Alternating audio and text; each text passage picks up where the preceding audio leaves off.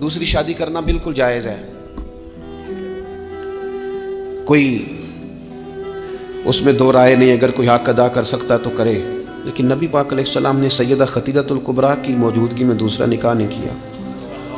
اعلیٰ حضرت بریلوی رحمۃ اللہ علیہ حج کے لیے تشریف لے گئے تو وہاں جتنے علماء اس وقت موجود تھے وہ سارے آ کے بیٹھ گئے، حضور ہمیں حدیث پاک پڑھا دیں، ہمیں تفسیر کے اسباق پڑھا دیں، ہم شاگرد بننا چاہتے ہیں، اسناد لے رہے ہیں۔ اب اس زمانے میں لوگ 6 ماہ، سال اس سے بھی زیادہ حرم شریف میں رہتے تھے، تو وہاں کچھ لوگوں نے کہا حضور اتنا عرصہ آپ کو یہاں رکنا ہے تو آپ یہاں نکاح کر لیں۔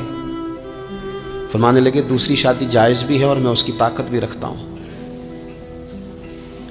لیکن اعلیٰ حضرت فرمانے لگے میری اہلیہ نے نا تکلیفوں میں میرا ساتھ دیا ہے، میں اسے وقت نہیں دے پایا، دین کے کام میں لگا رہا، لیکن اس خاتون نے بڑی نیک نامی کے ساتھ میرے ساتھ زندگی بتائی ہے۔ یہ اعلیٰ حضرت کے لفظ ہے۔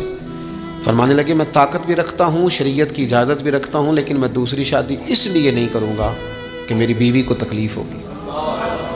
لیکن یہاں جناب حالات بدلے نہیں تو عنوان بدلا نہیں۔ میں نے کہا ہے کہ ناجائز نہیں کہہ رہا میں اس کو کسی مقام پر بھی، لیکن کچھ چیزیں ایسی ہیں جس کو آگے بڑھ کر ہم سیرت اور سوانے سے لے سکتے ہیں۔ سیدہ خدیجہ الکبریٰ رضی اللہ تعالیٰ عنہا نے حضور سید عالم علیہ السلام کے ساتھ وہ وقت گزارا تھا جو اسلام پر غربت کا وقت تھا، جو کفار کی اذیتیں برداشت کرنے کا وقت تھا، جس وقت معاذ اللہ کمر مبارک پر اونٹ کی اوجڑیاں رکھی جاتی تھی، راستے میں کانٹے بچھائے جاتے تھے، پتھر برسائے جاتے تھے۔ اس موقع پر سیدہ پاک حضور کی بارگاہ عالی مرتبت میں رہی۔ حضور کی ہر زوجہ کی کیا شان ہے۔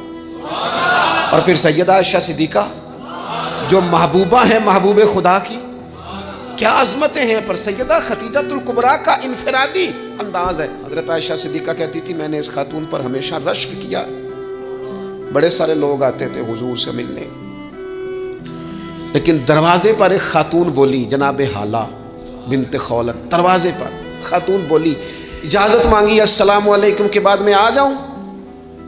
تو سیدہ عائشہ صدیقہ فرماتی ہے محبوب نے جھٹ سے چہرہ مبارک اٹھایا، فرمایا یہ تو حالہ کی آواز ہے، یہ تو خدیجہ کی بہن ہے، یہ دیکھو کتنی آواز ملتی ہے، تو خدیجہ کی بہن ہے، حالہ کی، جلدی سے بلاؤ۔ وہ آ گئی، بیٹھی، چلی گئی۔ میں نے عرض کی حضور اللہ تعالیٰ نے آپ کو بڑی بہتر ازواج دی ہیں، پر اس خاتون کا بڑا ذکر کرتے ہیں۔